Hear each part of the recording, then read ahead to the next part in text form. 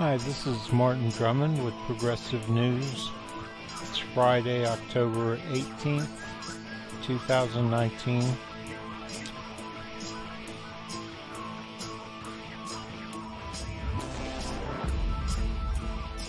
I think that Bernie Sanders did a really great job at the Democratic debate in Ohio. It is extremely disappointing that Amy Klobuchar was literally called on more than Bernie Sanders. She got more speaking time than Bernie Sanders. And that is so frustrating when Bernie Sanders is one of the three frontrunners. However, with the time that Bernie Sanders had, I think he used it really effectively. Now, what was frustrating to me is that after ignoring Bernie Sanders for, it seemed like 30 to 40 minutes, Erin Burnett, who has previously attacked Bernie Sanders, I think arbitrarily so, she decided to ask him a question about his health. And Bernie, I think, handled that extremely well, and his response was actually not only reassuring, but even charming. Senator, we are all very glad you're feeling well, as you just said. But there is a question on a lot of people's minds, and I want to address it tonight. You're 78 years old, and you just had a heart attack. How do you reassure Democratic voters that you're up to the stress of the presidency? Well, let me invite you all to a major rally we're having in Queens, New York, BernieSanders.com. We're going to have a special guest at that event, and we are going to be mounting a vigorous campaign all over this country. That is how I think I can reassure the American people. But let me take this moment, if I might. You know, Bernie's an old guy. Shouldn't he be able to defend his candidacy kind of eloquently, effortlessly? I mean, Bernie really needs to just take his stress level down a notch. I mean, obviously he was under stress or he wouldn't have had the problems he had. He wasn't headed for a heart attack outside of this campaign. This campaign did it to him. And I would say to people, you know what? The stress levels of this campaign, I'm just not going to accept it anymore. I have everything you want to win this campaign. And you can go find the answers to my questions anywhere you want. So I'm just going to relax, I'm going to chill, man. I'm cool. And do that, just relax and, put a lawn chair out on the stage and just kick back with a, tequila sunrise or something. I don't know.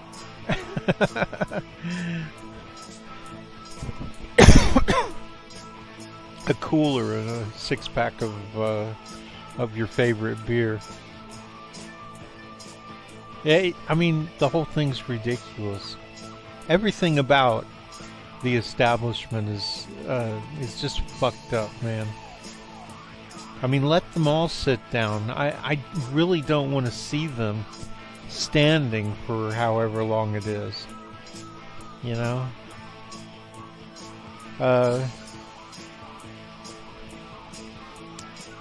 This isn't an endurance test, And Bernie doesn't need to attack Biden specifically. He needs to attack the establishment.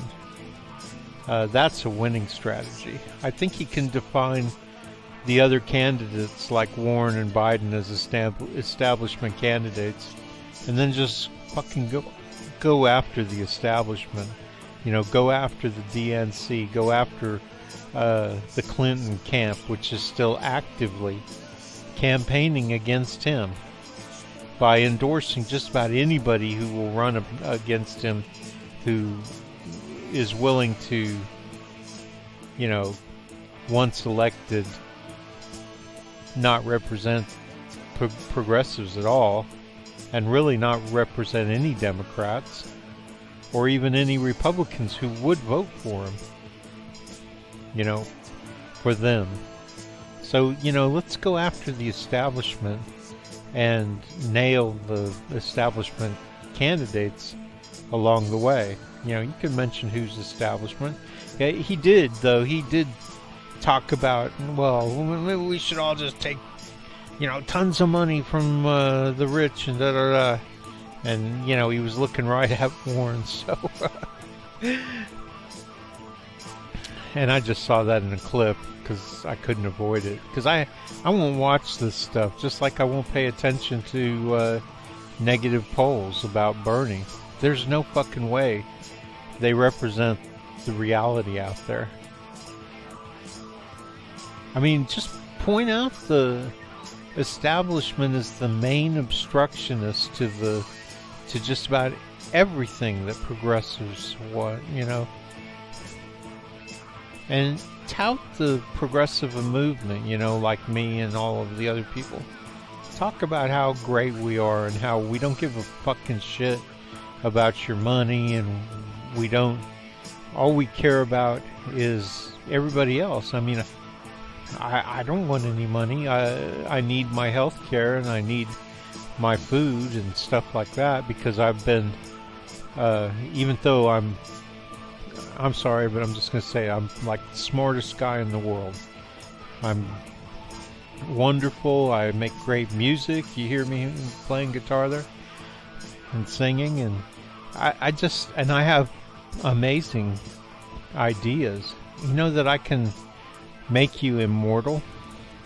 I solved the problem of immortality years ago, 10, 20 years ago. But what does it matter when you live in a community and a culture that they don't want to recognize brilliance, because they want to be the brilliant ones. They want to be famous. I don't even want to be famous. The only thing I want is the guarantee that I will get credit for my ideas. But you can't do that. That's when I talk about criticizing the establishment, it's the establishment that fucks everybody over, right? I learned this a long time ago. Man, I lived in Houston in the 80s, right? And I came up with this great idea. So it was like a little heart-shaped pillow with a device in it that beat like a beating heart. And then I thought, well, how about a doll? Because there weren't any beating heart dolls yet. So I go, you know, these are typical fucking asshole capitalists. They've got a big company in Houston and they cultivate people's ideas, right? And, you know, they don't tell you this when you go in. So I'll tell you what happened, and then you'll see what they didn't even tell me about. So I sit down with them and they just want to hear the idea, you know, and I'm kind of naive back then, you know, I'm a, you know, part of the elite, you know, guy who they tried to send to Harvard, and I ran away from Oxford. I didn't want to go there because it's so elite, you know. I was surrounded by elite, you know. So I'm sitting there and I go, okay, I'll tell you, as long as, you know, well, I don't even know if I told them I wanted credit, but I told them, okay, so my idea is a beating heart doll. And there's all kinds of doll and toy companies around Houston. It's a big city. And they go, yeah, it is kind of a good idea. We'll promote it for you. Now we just need, I forget, it was like $2,000 or $3,000 from you up front. So not only are they going to screw me, but they're going to try and get $2,000 or $3,000 out of me. And of course I don't have it. So I'm sitting in my living room watching Robotech in the afternoon, you know, a kid's cartoon, kind of. I think it's a great adult cartoon, and it's like 2 months later, and here comes Hasbro or somebody with the beating heart doll. You can't imagine how angry I got sitting there watching that commercial. I mean, really, fuck the establishment, man. Fuck the establishment. All they want to do is take, and make themselves into big people, you know, and they don't give a fucking shit about anybody else. They really don't. Anyway, where did I get off onto this subject?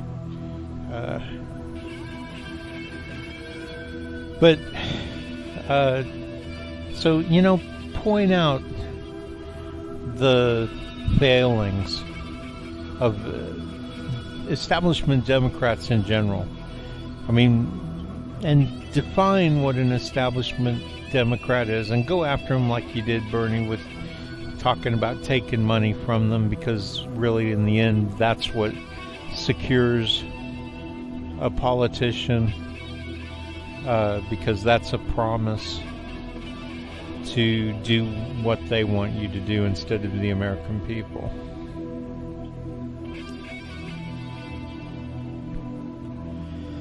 So yeah, Mike, you know, I love your show.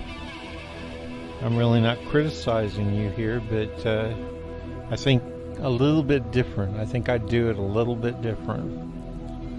I'd focus on the establishment. Everybody knows Joe Biden is establishment.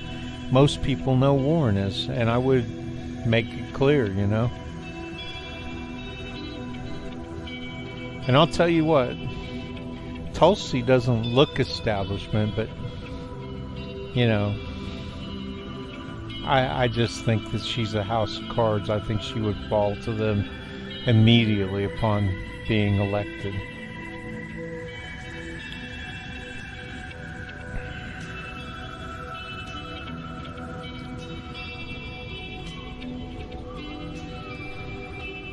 This is Democracy Now!, democracynow.org, The War and Peace Report. I'm Amy Goodman.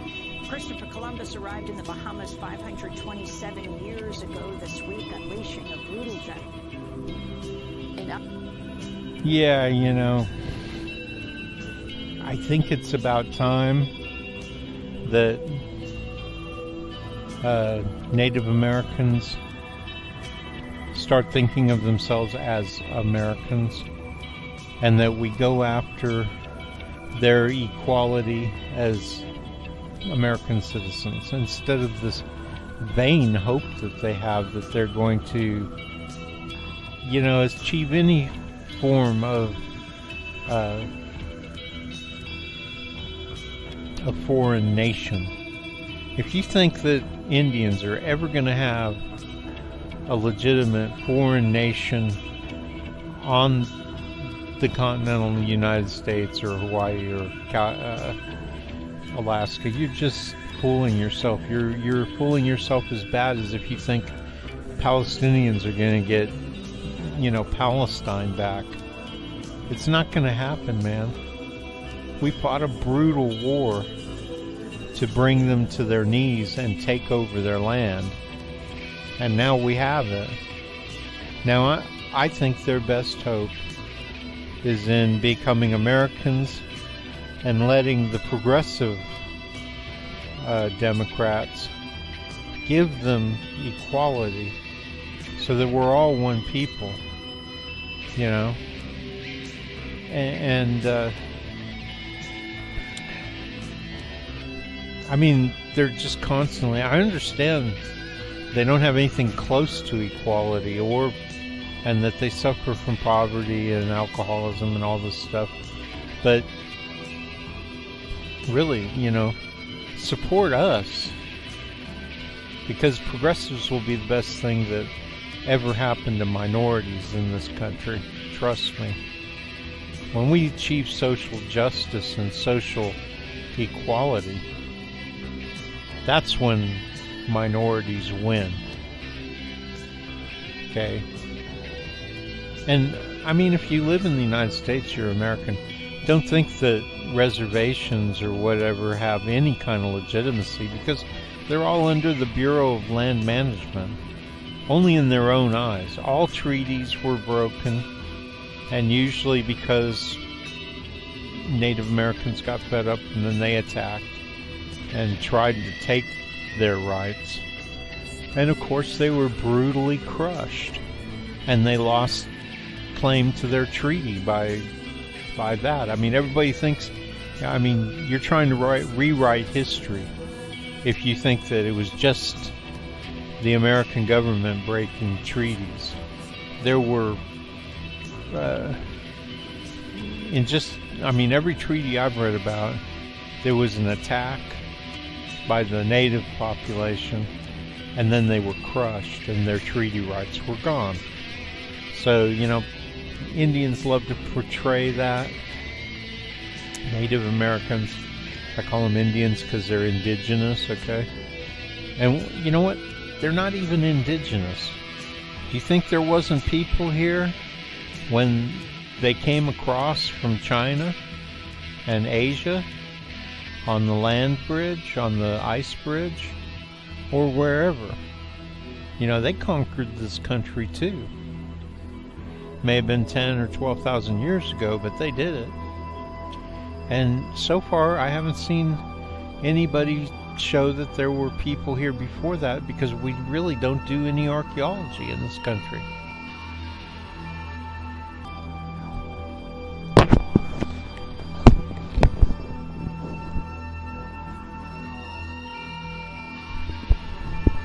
So, you know, I mean, everybody's been discriminated against. You know, all whites are treated well anymore, but those of us who criticize the establishment were attacked, thrown in jail. Crimes of the past were committed by, I mean, you think that my family was driven out of Scotland because they supported Mary Queen of Scots. We were forced to flee to France, and then we hitched a ride with Lafayette over to America. You know, this was a place for Europeans to get away from massive, you know, murder and torture and everything you can think of.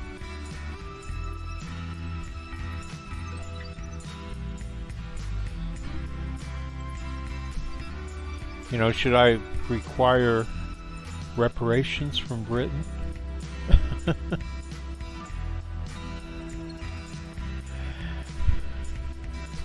I guess we should all get in on this stuff, right? Stuff for free. Yay. Not that I disagree with stuff for free, but, you know.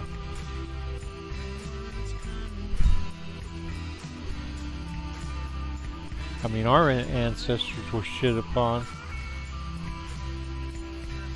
They faced death at the hands of, well, I guess it was you. So I guess the Indians owe me too, because, you know, when my poor family came across on the Mayflower 2 or whatever it was, a lot of times they were brutally attacked by indigenous people. And you know what? There was lots and lots of land, and we could have all gotten along, but it's a fact. It's a fact that Indians tried to kill white people.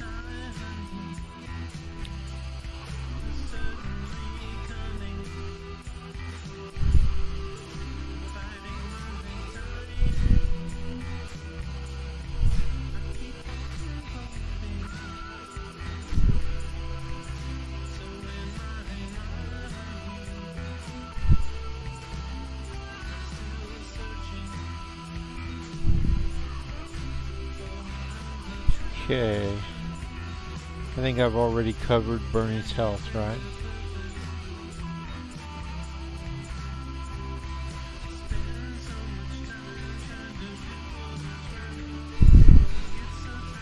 But I see a thing in here where I talk about, you know, this iron grip that the establishment has on the Democratic Party. You know, how they cheated Bernie and all that kind of stuff.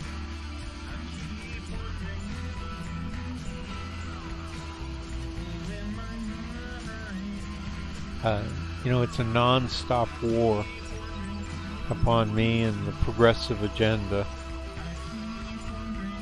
You know, I would just tell people, look, I'm disentangling myself from your irritating treatment. You know, if I were Bernie, I'd tell them how obnoxious it is. You know, I mean, these people talk about unity, but they're merciless. The shit that they do, all in the name of, you know, and they say, oh, Bernie's got to be nice to us all the time.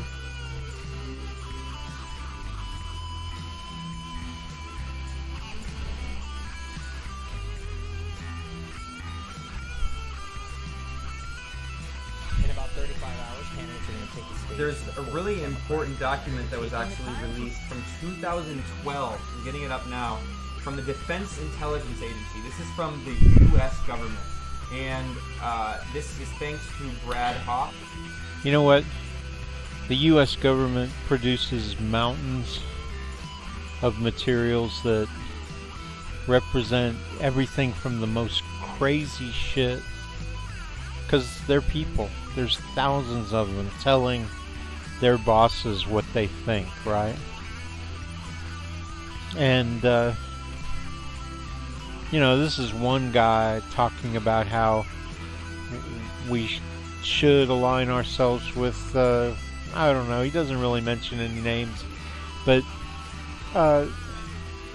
you know, for Mate and what's-his-face here, to use it as some kind of proof that we supported terrorists. I mean, Islamic State, which is in Syria through Iraq, was, and I guess still is, it's millions upon millions of people, if you want to use the term lightly. And most of them are the most peace-loving people. If it wasn't for the United States, Russia, the beast Bashar al-Assad, Iran, Hezbollah, if it wasn't for all of them committing a genocide against them, they'd all be the most laid-back people you could ever talk to. Sure, they have their religious beliefs, but that doesn't mean that they expect those religious beliefs to translate into, you know, if anything, our war on them has made them more Islamic, more militant. And, I mean, look at this.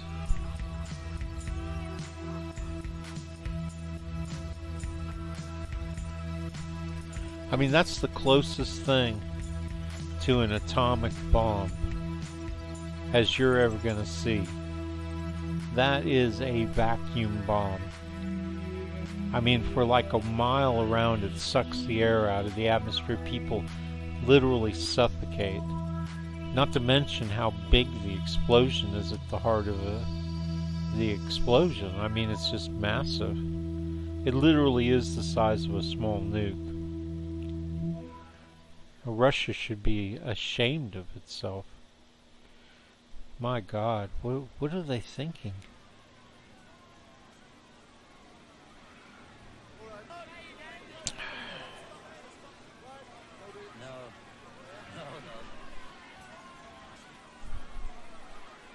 All these people packed into Idlib, and they're going to drop a bomb that big.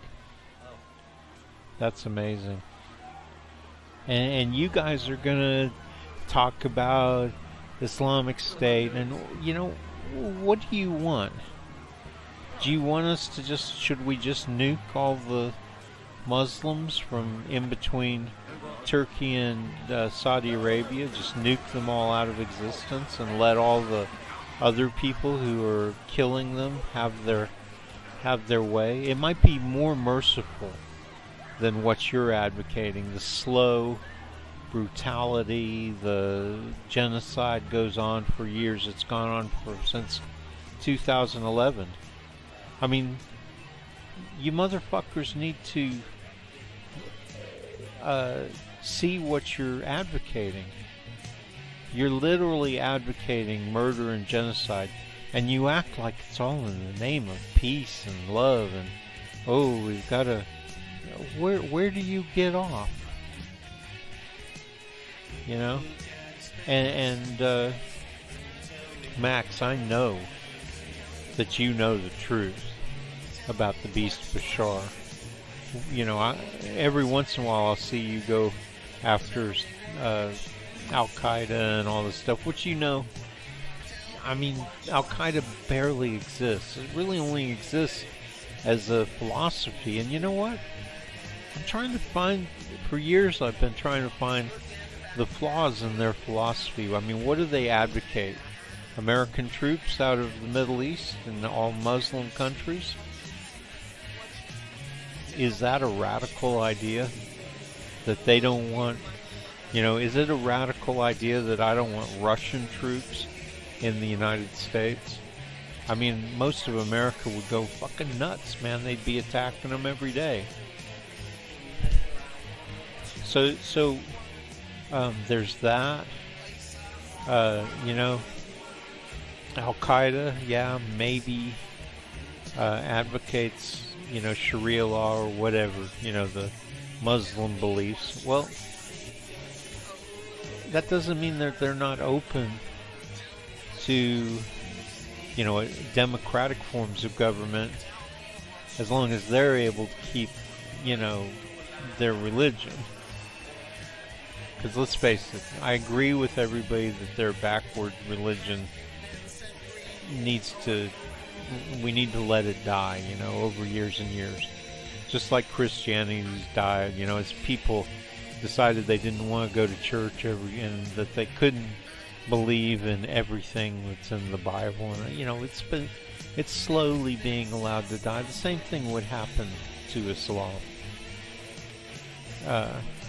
You know, sure, a lot of people would probably hold on to it as a religion, but probably when people start nitpicking about what Muhammad did or didn't say and how to interpret it, in the end you're going to end up with a more rational kind of religion. And certainly, I don't know why you're advocating for the slow genocide or the complete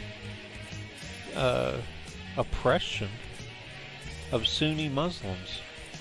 And you know nothing about terrorism. You know, I sat down with bin Laden at his house before any of this went down, when my dad was recruiting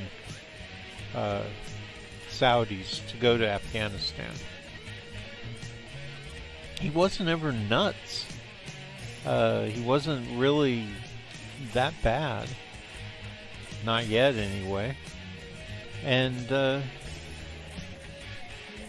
I'm just going to say it. You guys are haters. You guys are haters. You're just as bad as some neocon who's basically doing the same thing. They're going after... And do Sunni people really need to be attacked from the left and the right and the middle? I mean, Hillary Clinton's out to annihilate them too. I mean, throw them an olive branch, man. And you know who's throwing them an olive branch? This guy.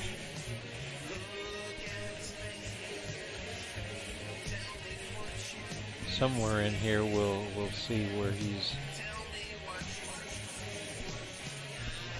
you know, Turkish army and the Free Syrian Army and the National Syrian Army are both Sunnis who lived in Turkey, you know, and they're coming back to, you know, all this stuff comes back on you when you become so militant about it. I mean, my God, let the Syrians live, and you know what? Protect them from this guy here. This brutal motherfucker's killed at least 500,000 Syrians, and we're going to find out it's more like 1 million eventually. When they start finding out how many Sunnis are being liquidated in Syrian jails, you know, just because you do a fake trial and find them guilty of something and execute them doesn't make them any less dead. And they were doing this on the order of 15,000 people a month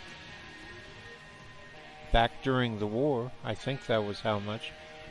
Don't hold me to that, but I know it was a lot. You know, once you got them in a prison, it's easy to... I mean, we do the same thing here in the United States. We lock everybody up, and so we can have our way. And they think that they're going to change us, you know. I don't feel any different from before I went into jail. You know, if anything, I'm even more determined to be a progressive, I guess. That's what they really threw me in jail for, you know, for complaining about them. So they throw me in jail. So, I mean, really, you know, all this area through here, especially around Damascus and all through here, a lot of it's desert, it all belongs to the people who are, well, some of them are still here, but they're under immense oppression. But they all believe, all of them are either crammed in here, in Idlib, or they're in, you know, refugees camps in Turkey. That's got to come to an end. Why do you think Erdogan said, well, I'll just take them all and dump them off in Europe? Because he's trying to point out a simple fact, is that Europe and the U.S., they've got them all in camps here, prison camps, using the Kurds and the regime, and they're Iraq and Russia, or Iran and Russia, and yeah, Iraq too.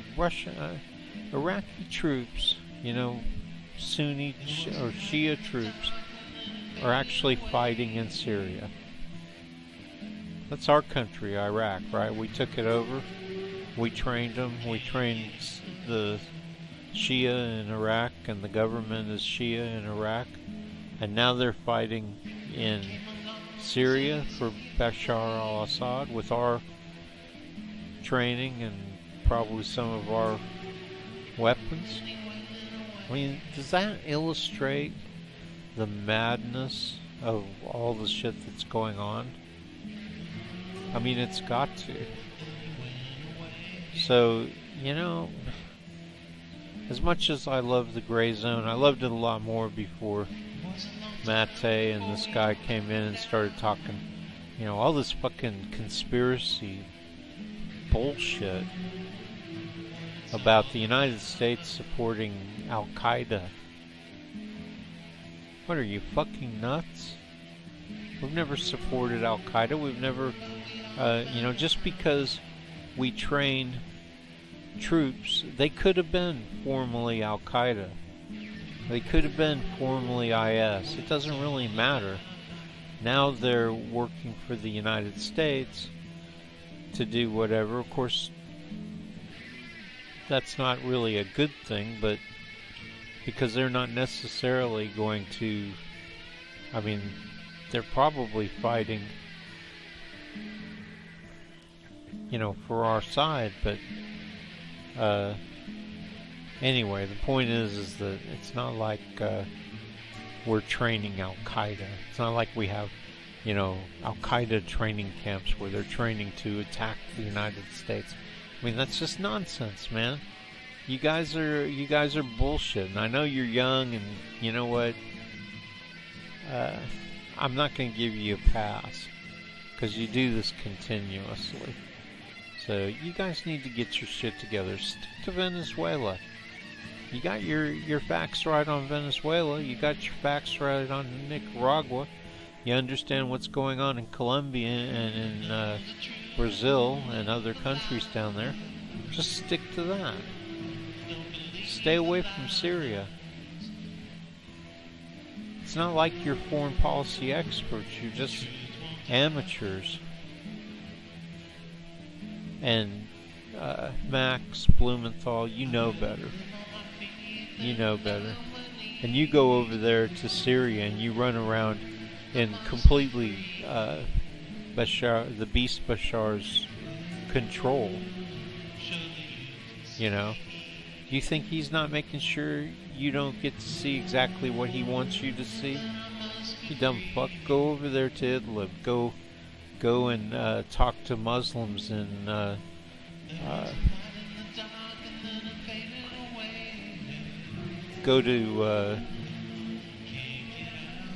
go here and talk to Muslims. Widespread demonstrations against the Syrian, and they call themselves democratic, you know, the Kurds. Go talk to these demonstrators who are willing to give their lives to go and fight and be shot. Going and, you know, they're going down to this border where there are parts of this border where Syrian and Russian troops have crossed in and taken towns, like here.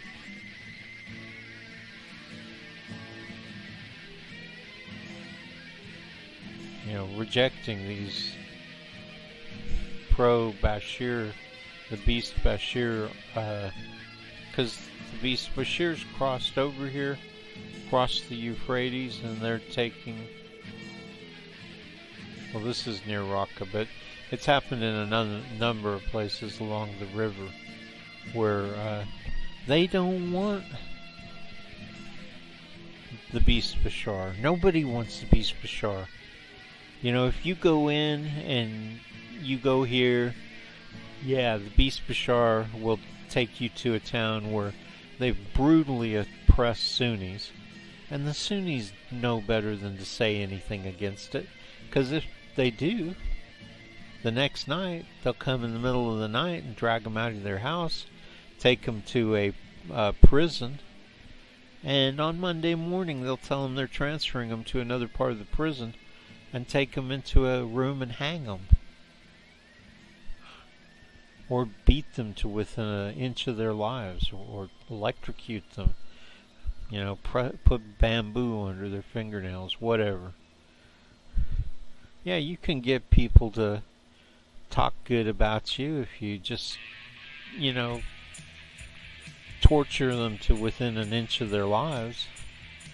Make it clear the next time, you know, you're going to get it twice as bad. Make sure you say the right thing, buddy. That's exactly what goes on in these places. So, I think you get my point, man.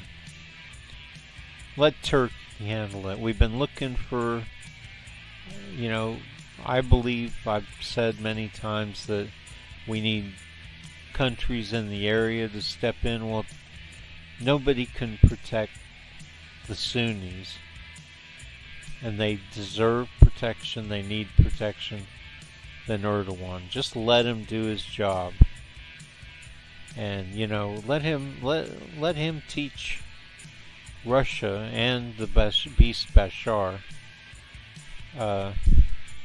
that you don't get away with brutalizing and a genocide against Sunni. In a Sunni, you know, this is all Sunni. Everything from the Turkish border down here, Iraq, you know, the Shia were welcome. They were welcomed by the brutal dictatorship, but I'm sure he wouldn't have welcomed them in his country, because this is really, as far as the Sunni are concerned, Iraq is really their country. No matter how many Shia flood in for economic reasons, no matter how many Kurds flood in, it was theirs. And the United States took it away from them and gave it to the minorities. I mean, this is how it works sometimes, people. You know, you can have a country, but still allow all kinds of people to flood in and say, look, it's still our country, you understand? But we're going to let you come in, maybe we can use you, etc. I mean, if you can't do that, you know, it's your country, and if you can't allow people to come in and work with them, then what's the alternative, man? The alternative is to shut down the border altogether and protect your country. And right now in the United States, we're facing that. I mean, white people would be a minority in no time if our president just let them all come here and become citizens. You know, you're going to have to face harsh realities sooner or later, and that's a harsh reality. You know, how we go about helping people in Mexico and South America, Central America, that's another issue. But how we protect our country, I mean, you don't seem to understand, you don't seem to have any respect. You don't seem to understand. You don't seem to understand that we don't want to give up our country. American people. That's how you end up with a Trump. When you start advocating stuff so crazy that anybody knows. I mean, I can look at countries all over the place. You know, Lebanon. All these refugees pouring in. Palestinians who started the civil war there. You know, Iraqis. And everywhere. Everywhere that people have an established country and it's been, you know, certain group of people in the country. In Lebanon it was Christians. And then they allow all these people into the country. Maybe they're just afraid to just kill them all, right? Because they won't leave. And I mean, if Christians in Lebanon had any sense, going back to 1800, 1900, they would have forced all the minorities out of the country. Just made them refugees outside of the country. And Lebanon would still be a Christian majority country, and it wouldn't have all the problems that it has now. I mean, most of the Shia came from other countries. The Christians in Lebanon just couldn't control it. And they decided to just kind of live with it. But in the end, it was basically the end of their country. They don't control it anymore. Slowly, Hezbollah's, through their majority, through their numbers, taking over the country.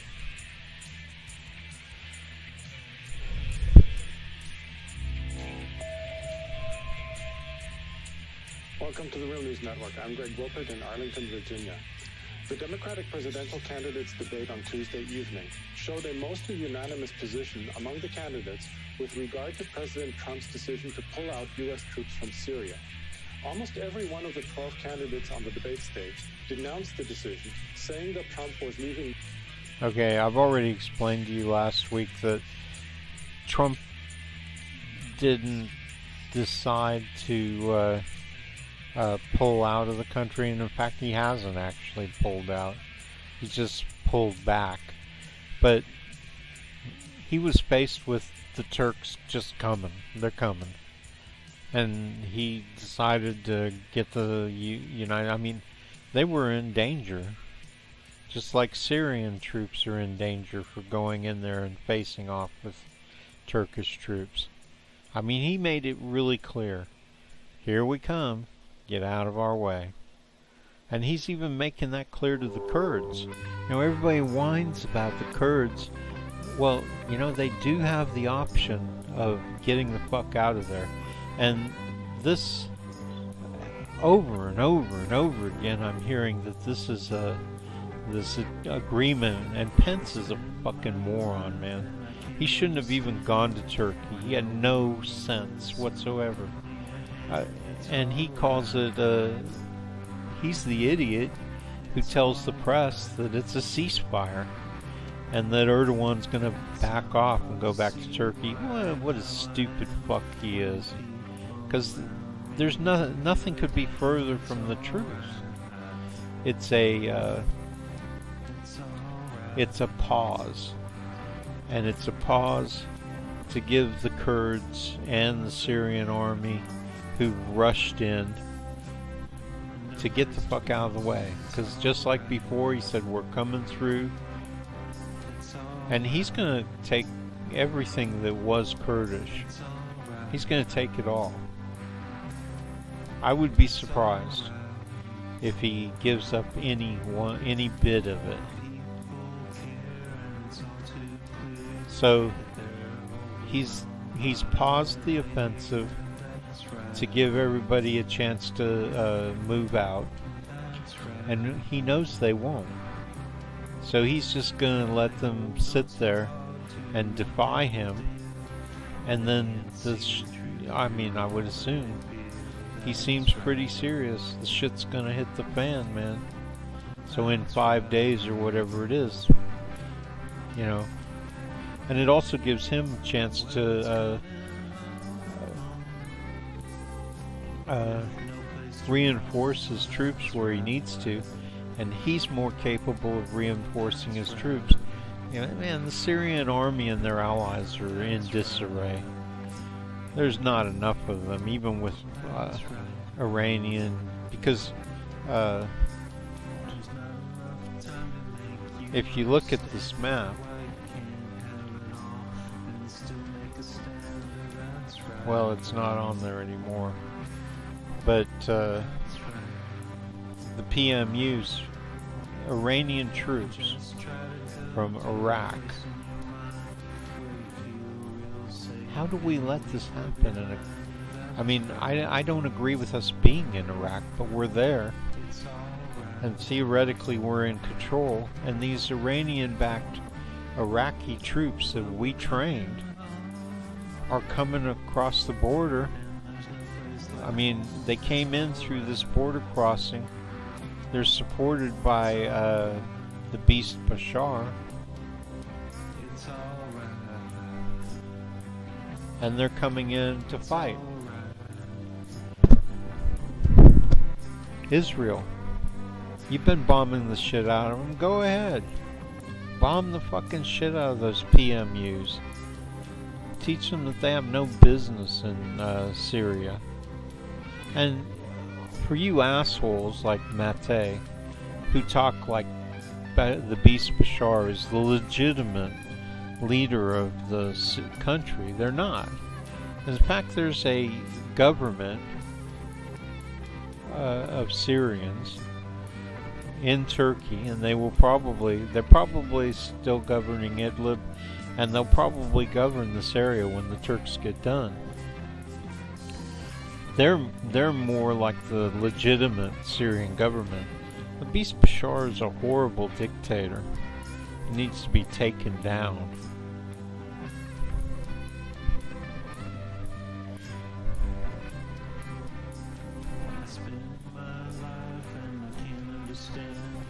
He's never been elected. You know, they have elections like where you have a choice of voting for or against Bashar, and if you vote against him, you're dead. Wow, that's a great election. It's like if there was only one name on the ballot, Trump, and if I went and said, no, I don't want to vote for him, and then I know what's going to happen to me. You know, it's not that far off, actually.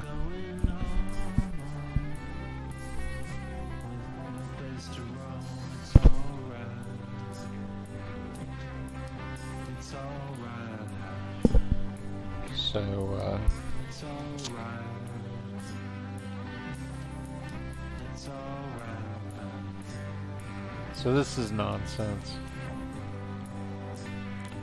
No, the U.S. cannot protect the Kurds. And first of all, the Kurdish people in Syria, the Syrian Kurds, they don't need any protection from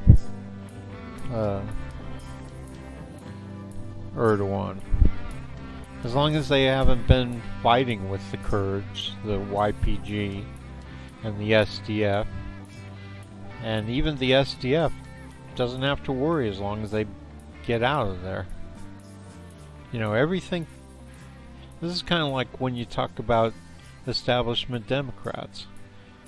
You know, everything would be fine if they would just support Bernie.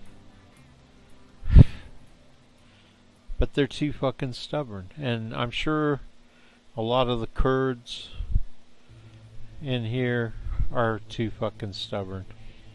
You know, if they legitimately have lived in Syria since before 2011 and they own land or houses or they live in a city, then Erdogan's not going to kill them just for being Kurdish.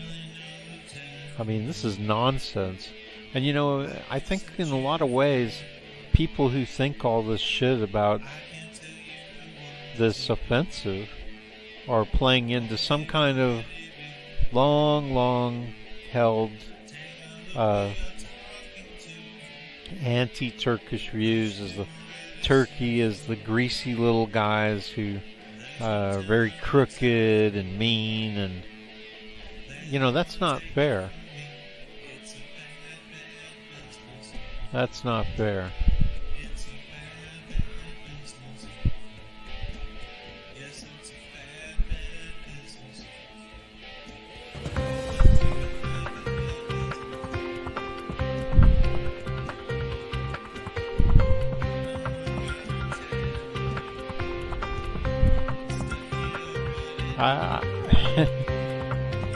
Is this not the classic karmic story?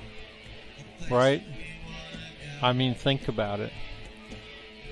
I mean, despite what you may think about Kim, he's always loved his people and acted in their interest. While this douchebag, Duarte, is everything that any rational person would be against. And I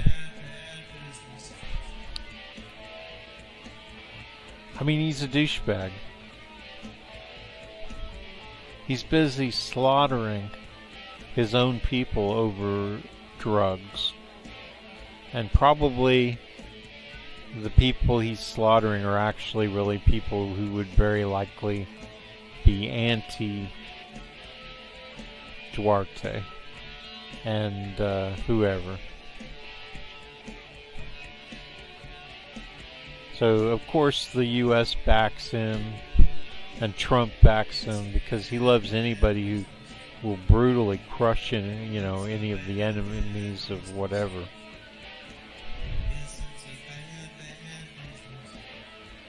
You know, in the Democratic Republic of Korea, North Korea, he's riding a beautiful horse. I mean, that looks like steps of Russia or something, but you know, I mean, it's a horse, right? It's a living animal, and Duarte's on a motorcycle, which in a little while after they end the video, he's going to crash it and injure himself and end up in the hospital or something. It's just, I don't know, it's just karmic justice, right?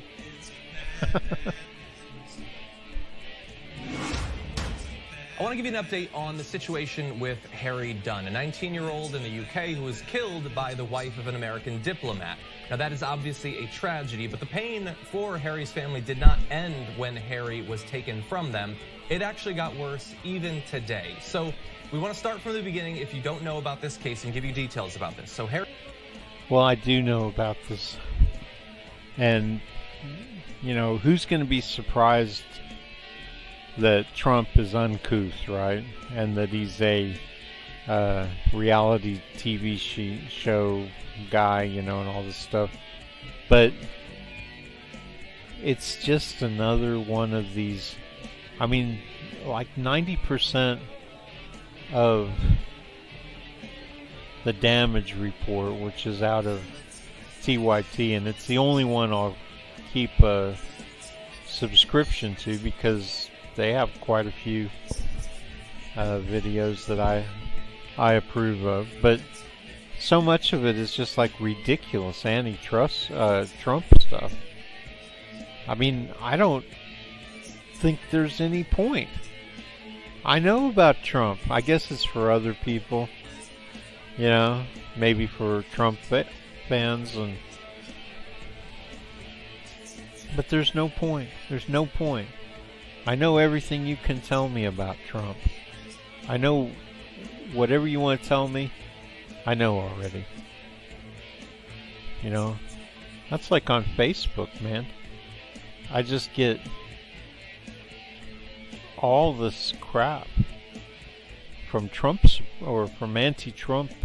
They're establishment Democrat people. It's like, God, they're all worried about, you know, they might as well post anti-Bernie stuff. Because they're trying to convince me that Trump is so bad that I should back Biden or Warren, and that's nothing could be further from the truth. Because Bernie is far more able to beat Trump than either of them.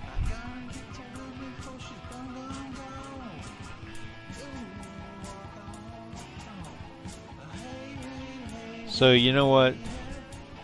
You're wasting your time, man. You really are wasting your time. I mean, I'm no fan of Trump, but it seems to me like the damage report revels in making him look bad, and you can't tell me anything that would make him look any worse in my mind. And like it or not, I agree with him in a lot of ways, but not in the way that he thinks of it. You know, I agree with him and I agree with people on abortion. I think after a baby becomes, a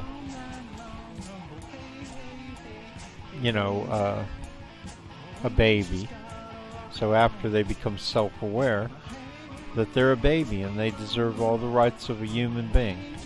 And women can't be allowed to make a decision to kill them.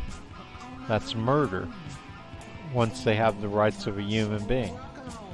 You know, I agree that, and I don't think even the Republicans agree with this, but I agree with people should have the right to self-defense, because the establishment is created in America that's so fucking dangerous. You can't, in all honesty, take a man's gun away from him that he needs to protect himself. I mean, it's still the fucking Wild West here. And you know it. You know all the crap that goes down, and it's all your fault. Because it's not because it's, you know, law enforcement cracking down has never worked. You have to attack those problems at the, you know, you have to go after poverty, and you have to go after despair, and, you know, all the shit that, and the media promoting a very violent kind of Wild West kind of atmosphere. You have to go after all those kind of things.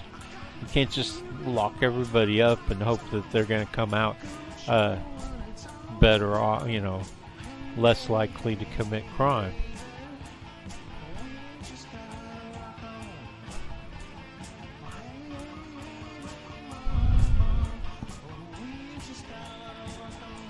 So, you know, I don't care what they think. his latest disaster is he's got a year or so left, and then if the establishment Dems want to get rid of him, all they have to do is make sure Bernie is the candidate. So I really don't want to hear about Trump from you guys, or from your people on Facebook, you know. I got way too many establishment Democrats in my Facebook. At a bus depot in the border town of San Antonio del Táchira, it's mission accomplished for these Venezuelans. They eagerly await their ride home, laden with much-needed groceries. But it hasn't been easy. Many have come from far away and had to travel to neighboring Colombia to buy provisions, people like Juana Estrada. Do I have to point out that interviewing two obese people, or having one obese person in the background and interviewing another one right here, is not how you promote World Food Hunger Day? I mean, the only thing I think, I look at them and I go, well, I can see why people are going hungry. They're eating all the food.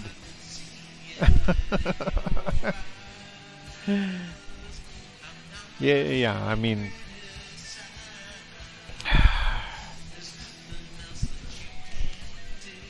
okay, here I go again, right? I mean, why are fat people represented as starving? They could go for, you know, they could afford to go without a breakfast or something. I don't know.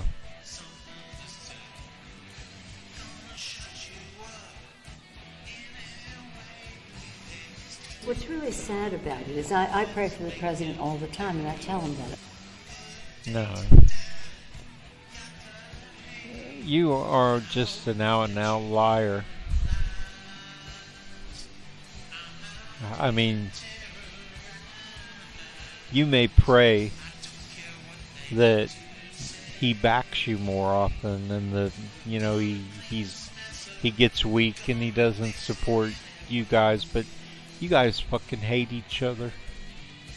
I mean, Pelosi and Trump, just forget about it. There's no way.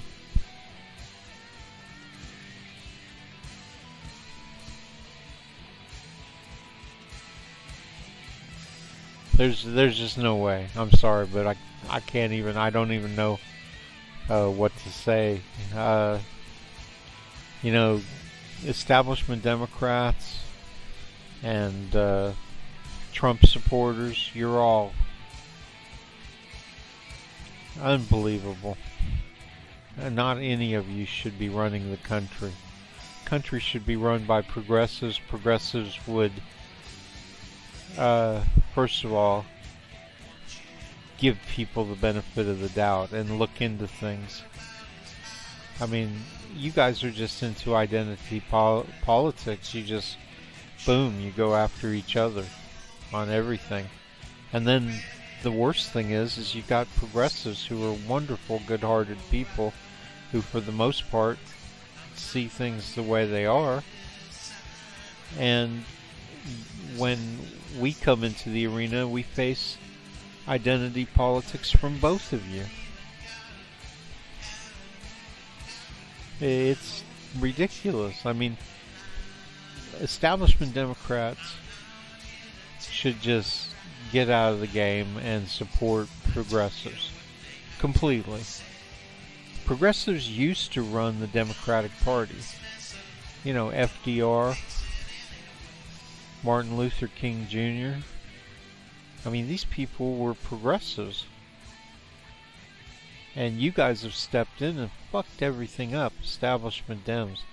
I mean, a guy like Schumer, really, representing me, representing Democrats, Pelosi, she's just a snobby, Nob Hill type person. She doesn't deserve it to be a, and I gotta, God, I can't even stand to look at her. She and Schumer even annoy me more than Trump. I mean, I hate to say it, but because I can't believe they're in there. But they actually annoy me more than Trump. Get some video because they're wolves in sheep's clothing.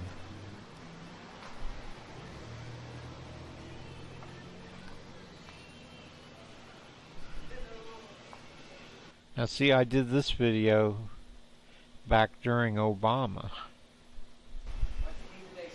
And this is another person who was driven out of business by Walmart. And I just saw the whole economy being driven towards these corporations and their ultra wealthy, and the ultra wealthy. And, yeah, maybe little businesses, that's the way it goes. But to me, it felt like their going out of business was really part of the whole attack upon America. I mean, when are we going to understand that these people are the enemy? Started to get some video before the place closes. All right, go out and do what you like. Where's Scott at? Scott, good looking guy out there. Can you make the train go around one time for me? For my video? Get your... Thanks. Appreciate it. So what are you going to do? A little hungry. Oh, yeah? Going to be looking for...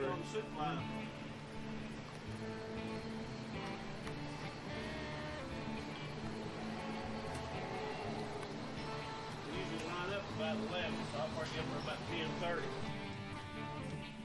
I know you really are some silly dream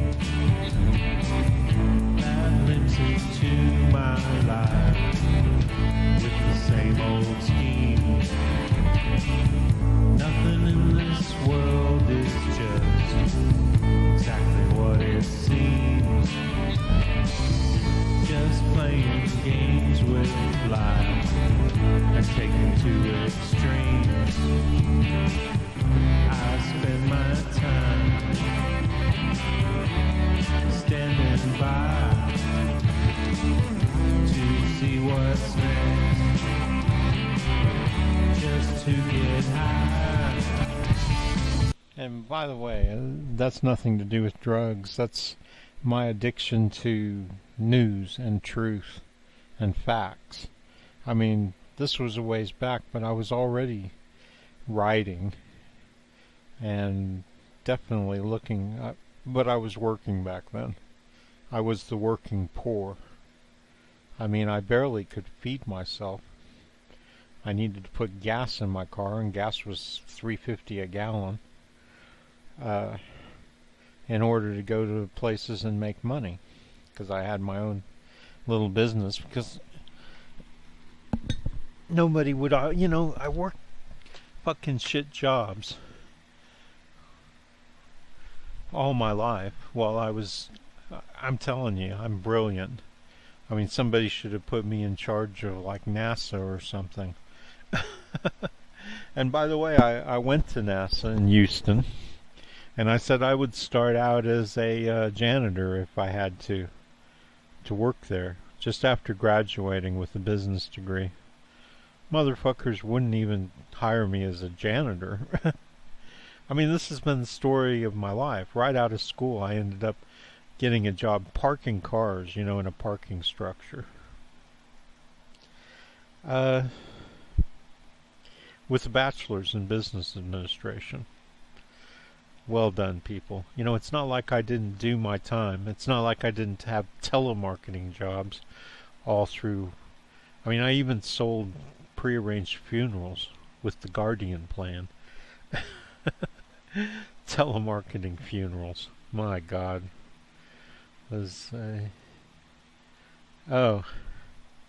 Anyway, so, I'm talking about how I love journalism already, and that was back in whenever, 2006, 8, 9, 10, somewhere in there.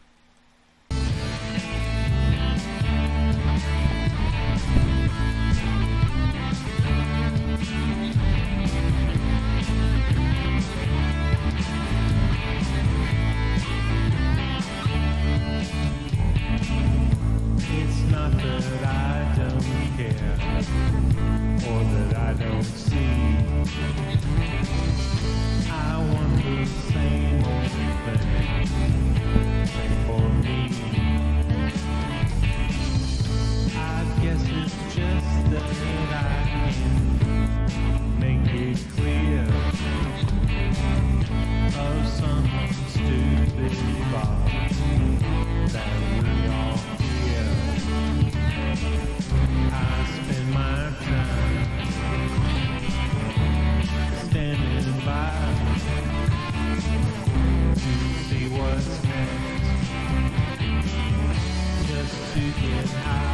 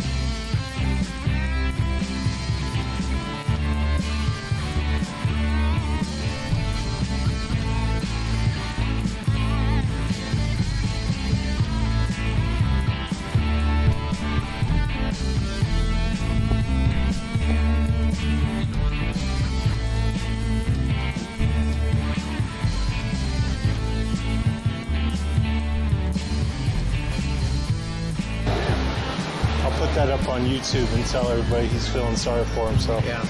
That's the guy right there. He's feeling sorry for himself. Scott, how long was this place open? How long was this place open? At least 70 years. 70 years?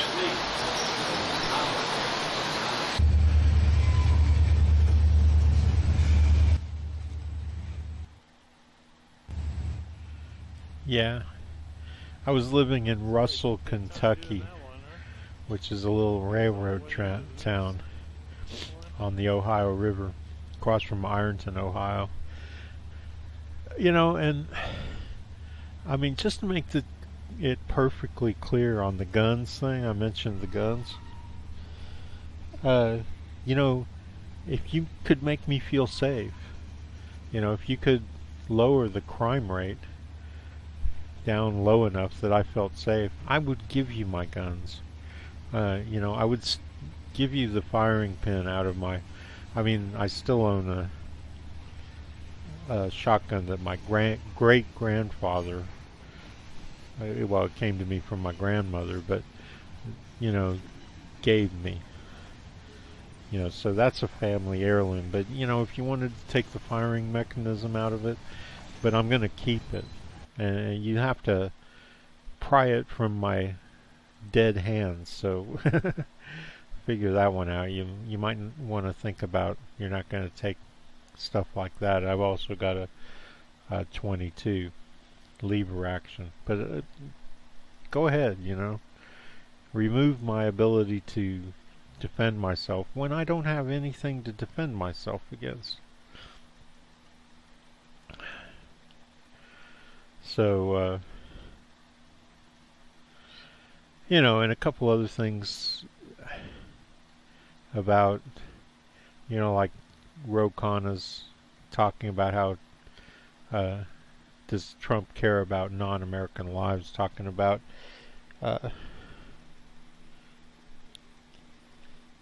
Kurds. And, you know, what I have to say to Ro there is, you know, you fucked up motherfuckers. Where's the concern for the Sunni and the Christians and the Turkmen and the other people who live in Syria? You know, all of a sudden you're all concerned about the Kurds. The U.S. bombed the shit out of Raqqa, and I have a very hard time thinking that these generals or whoever making these decisions, these politicians or these, you know, people in the diplomatic corps, if they don't give a fucking shit about Sunni, I doubt seriously that they really give a shit about Kurds. They're just using them, and see how that worked out for you? I mean, but when the U.S. bombed the shit out of Raqqa, I mean, it was a war crime. Where were you? I mean, I know some people notice, you know, like Amy Goodman, and they mentioned it, but they don't, you know, they don't incorporate those things that go on every day in Syria into their show. You know, they'll just talk about Al-Qaeda and this and that, and not even, you know, give a broader view. The Sunni have been murdered since 2011, and by the United States since 2003. You know, and we all know that Iraq was a senseless war. And where have you been? At least 500,000 of them just in Syria. So, you know, this is Martin Drummond with Progressive News. Hope you enjoyed the broadcast, and that you have a good weekend.